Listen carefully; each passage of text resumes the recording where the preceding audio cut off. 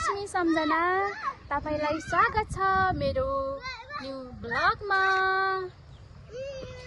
Hello hello hello तले मारिनमा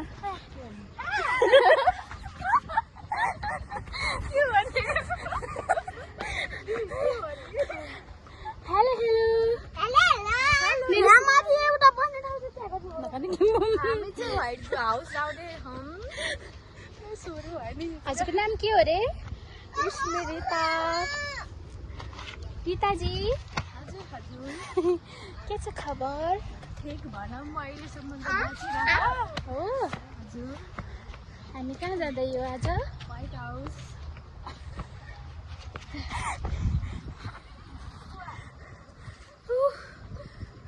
हेर न कति राम्रो आएको यहाँ।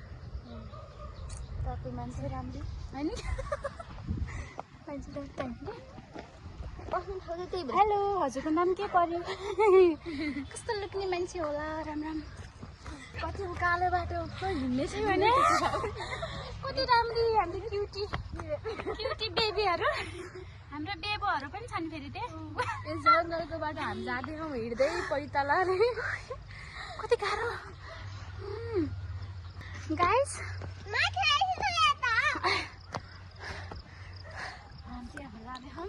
स्या भएर हिँड्न नसकेको अवस्था, हिँड्न नसकेर बसेको अवस्था। यति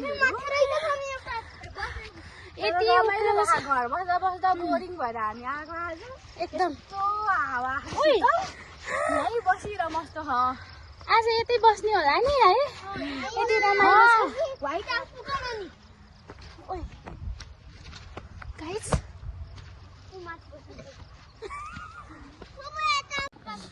रिता हजुर अनि तिमीले अगाडि के सुनाउँछु भनिरहेको थियौ नि, यसो तिम्रो प्रेम कहानी सुनाउ न त हामी पनि सुनिदिउँ। प्रेम कहानी सुनाउन भयो भने होइन दिदी, के सुनाउनु र?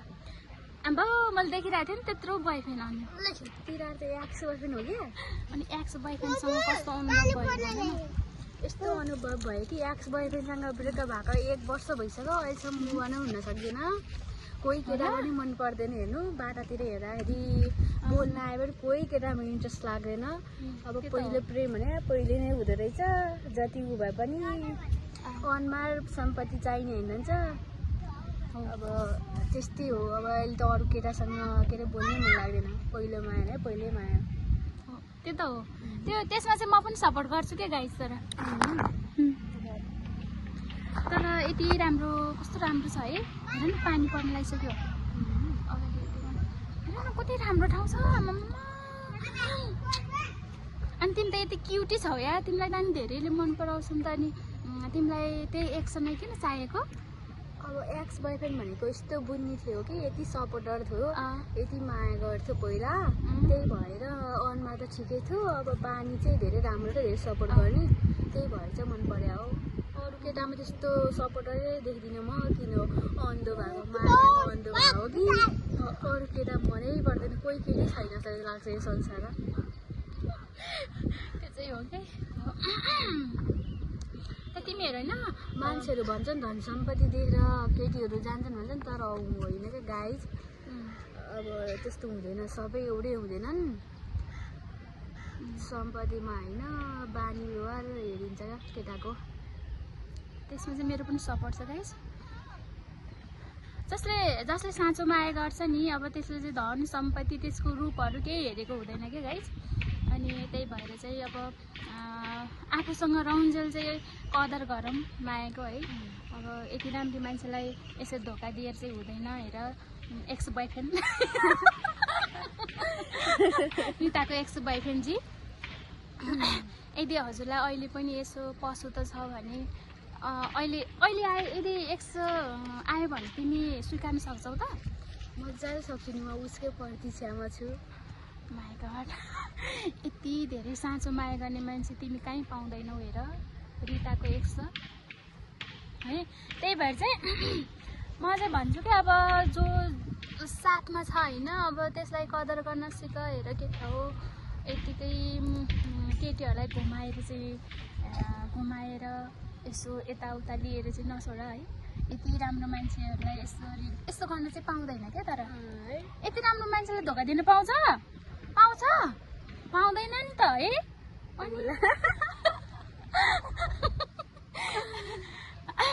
गाई छैन अब लभ स्टोरी अब अर्को के अरे मन पर्दैन त्यसमा मेरो दोषै होइन फर्स्ट लभ भने फर्स्टै लभ हो त्यो चाहिँ मैले पनि देखिरहेको हुन्छु कि उसलाई मेरो बोयफ्रेन्डै छैन ब्रेकअप भएदेखिको छैन तर मन पराउनु चाहिँ धेरै हुन्छ नि तर उसले चाहिँ अब खै तिम्रै प्रतीक्षामा बस्या हो कि फेरि फर्केर आउँछ भनेर बसिरहेको हो कि अब त्यही भएर हो गाइज मेरो अर्को बोयफ्रेन्ड चाहिँ होइन उसकै प्रतीक्षामा छु म त्यहाँ हुँदा कदर गर्नुपर्छ भनेको यही हो कुरो त्यस्तै हो हेर्नुहोस् है अब के भन्नु यस्तो राम्रो ठाउँमा आएर चाहिँ यदि स्याड यस्तो गर्नु भएन भने स्याड चाहिँ हुँदैनौँ क्या अब हाँसेर रमाइलो गर्ने हो होइन अब पास्ट इज पास्ट यस्तै हो पास्ट इज पास्ट भनेर अनि पनि अगाडि बढ्नु हजुरको चाहिँ बोयफ्रेन्ड छ कि छैन दिदी सुनाउनु न हामीलाई नि हजुरको बोयफ्रेन्ड छ कि छैन सुन्ने हजुरको भन्नु न भन्नु हजुरको बोयफ्रेन्ड छ कि छैन मलाई जान्न कति इच्छा यति राम्रीको यति सुन्दरीको म चाहिँ राम्रो चाहिँ छैन है तर मेरो पनि एकजना साथी जस्तो न अब बोयफ्रेन्डै भनौँ के भनौँ है थियो न यस्तो ग्रुपमा आएर हो कि त्यही भएर यस्तो भर्दा बोल सुनौँ त ल गाइस हाम्रो दिदीको लभ स्टोरी एकजना थियो कि तर धेरै भइसक्यो 3-4 वर्षै भइसक्यो तर उसले चाहिँ मलाई मतलबै गर्दैन के मैले चाहिँ खाली माया गर्छु भनेर पछि हिँड्यो तर उसलाई चाहिँ मतलबै छैन किन यस्तो खै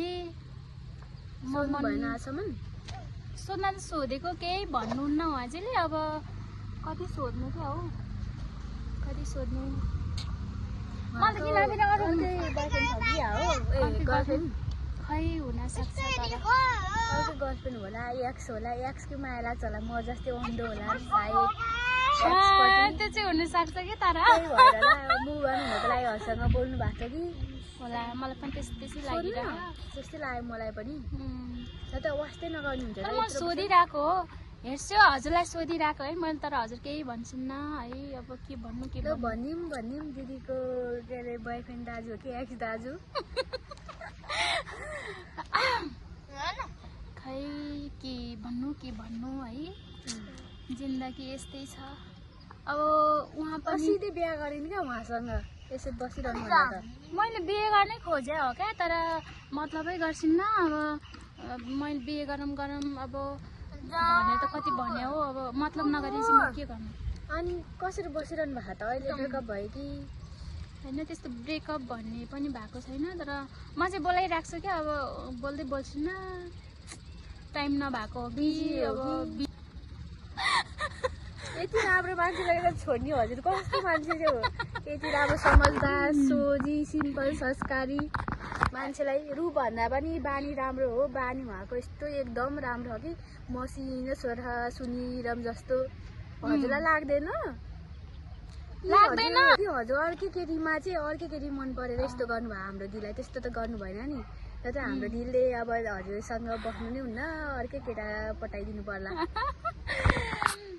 भन्नु है हुँदैमा कदर गरौँ है दाइ फेरि पछुतो हुन्छ नभएपछि रिग्रेट हुन्छ मलाई भए जस्तै म पनि हुँदा अब कदर नगरेर चाहिँ हो अहिले यस्तो अवस्थामा पुग्यो नत्र त हाम्रो ब्रेकअपै हुन्थेन हुँदाखेरि चाहिँ कदर गर्नु पर्यो हेर्ने क्या यस्तो लाग्दो रहेछ केटाकेटीलाई यस्तो लाग्दो रहेछ यता सुन्नुहोस् हुँदाखेरि चाहिँ यो अब धेरै माया देखायो भने चाहिँ केटा र केटीले दुइटैले देखायो चाहिँ यसले मलाई माया गर्दा चाहिँ कहीँ जाँदिनँ यसलाई जति हिपेन हुन्छ यसलाई जति जे भन्ने पनि हुन्छ यसको कोही छैन भनेर चाहिँ हेप्दो रहेछ नि हेपेपछि चाहिँ अब मन लाग्दै गर्दो रहेछ नि त्यस्तो गर्दाखेरि पछि गएपछि चाहिँ यस्तो रिग्रेट हुन्छ कि आमा हो सबै कुरा याद आउँछ क्या के बोलेको थियो के ऊ भएको थियो भने रिग्रेट हुन्छ रिग्रेट भएपछि पछि अब ब्याग जाने ठाउँ हुँदैन ठाउँ नभएपछि मुहान हुनुपर्छ जसरी त्यही भएर हुँदा चाहिँ कदर गर्नुपर्छ क्या दाजु त्यही भएर हुँदैमा कदर गर्नु बोल्नु यसो बरु बोल्न मन छैन नि यसो भनिदिनु मनको कुरा अरू छ भने हजुरलाई एक्स गर्लफ्रेन्ड केही माया लाग्छ भने बरु भनिदिनु तर अरूलाई चाहिँ यस्तो चाहिँ गर्नुहुन्न क्या चित्त चाहिँ दुख्छ जे हो अहिले त्यही हो है तर बोल्नु चाहिँ पर्छ अब होइन हजुरलाई साथी मात्र बनाएर बस्न मन लाग्यो भने भन्दा चाहिँ हुन्छ अब त्यस्तो हुने होइन चित्त दुखाउने नि होइन साथीको रूपमा भयो नि बोलिन्छ तर त्यसरी चाहिँ ल कुसा आशामा देखाएर चाहिँ पछि धोका दिन चाहिँ हुन्न क्या एउटै केटा हामीले बसिन्छ नि त अब सबैजना अब प्ले गर्लहरू त अब 2-3जना केटासँग बोल्छन् उनीहरूलाई त केही मतलब हुँदैन ट्रु लभ गरेर मान्छेलाई त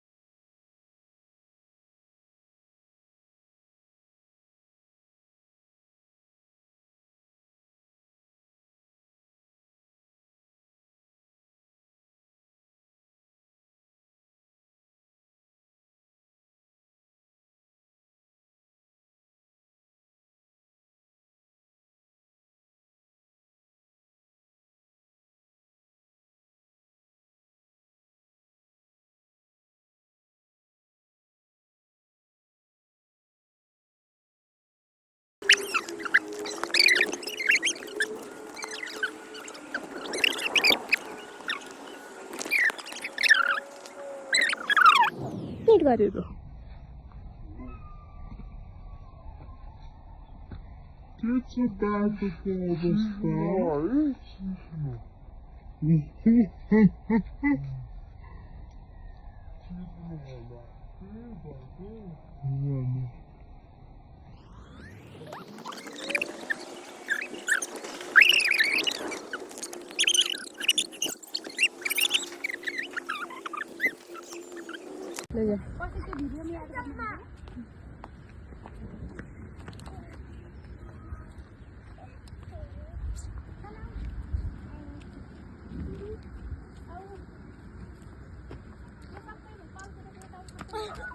हस्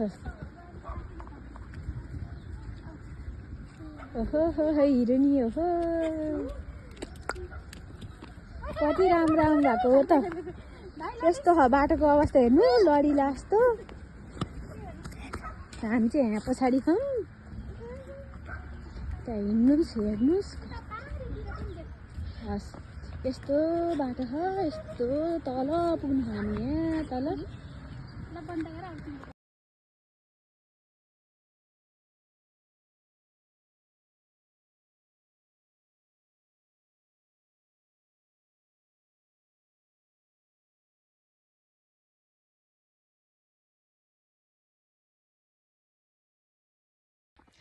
गाइस फाइनल्ली घर पुगियो ए पानीले पनि यस्तो बनाइदियो नि राम्रो है हामीलाई हो भने तर म त कालै हो तर तिमी मान्छे गोरो हो तर अहिले चाहिँ खैरोमा भइरह्यो कालो देख्ला है मलाई त काली त हैन है गाइस छैन है उ त गोरो हो नि म मात्रै हो कालो त